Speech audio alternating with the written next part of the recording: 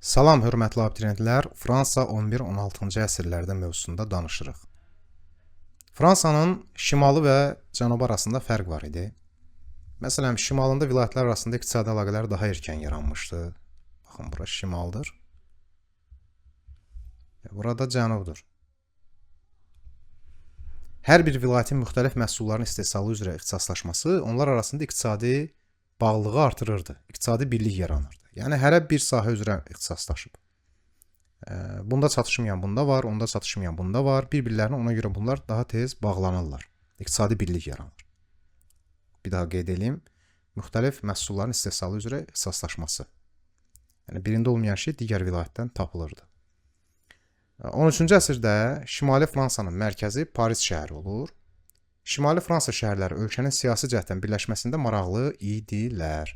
Ona görə 13-cü əsrdə şimal şəhərləri kral hakimiyyətini müdafiə eləyirlər. Cənubda isə vəziyyət fərqli idi. Feodallar müstəqil idilər, daha azad idilər. Feodal münasibətlər zəif inkişaf etmişdi.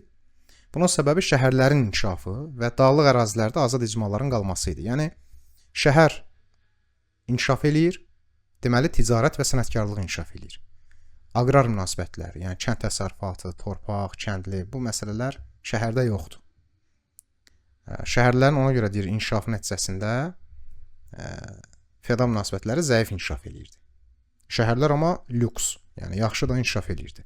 Fransanın cənubunda şəhərlərin inkişafına təsir edən başlıca amillər bəs nə idi? Səlib yürüşləri, şərq ölkələri ilə ticarət üçün daha əlverişli mövqedə yerləşməsi, baxın, dəniz vasitəsilə şərq ölkələrindən rahat ticarət edə bilirlər.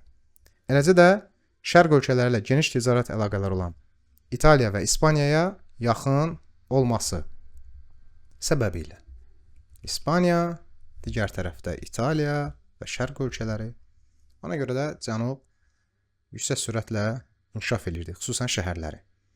Fransanın birləşdirilməsindən danışaq.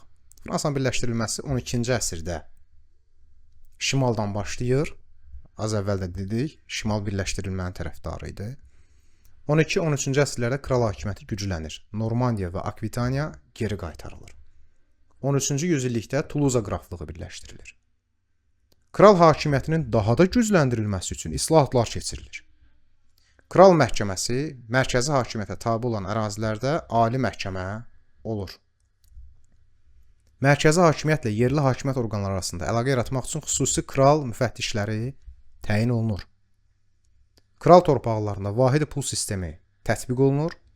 Yerli pullarla yanaşı kralın pul vahidi qəbul edilir. Bu, kralın hakimiyyətini gücləndirmək üçün görülən tədbirlər idi. 4-cü Gözəl Filip isə Fransanın ən məşhur kralı idi. O, Flandriya qraflığını birləşdirməyə cəhd göstərdi. Aramsız müharibələr çoxlu pul tələb etdiyi üçün vergiləri artırdı. Kilsə torpaqlarına da vergi qoydu. Bu, Roma papasının qəzəblənməsinə səbəb oldu və Roma papası ilə münaqişə yaşadılar. Lakin 1302-ci ildə baş ştatları çağırır Gözəl Filip. Baş ştatlarda xalqın bütün təbəqələrindən olan nümayəndələr iştirak edirdi. Onların dəstəyini alaraq Gözəl Filip kilsənin Fransadan əlini kəsməyi bacardı. Yəni, Roma papasını məğlub etdi və özündən asılı vəziyyətə saldı.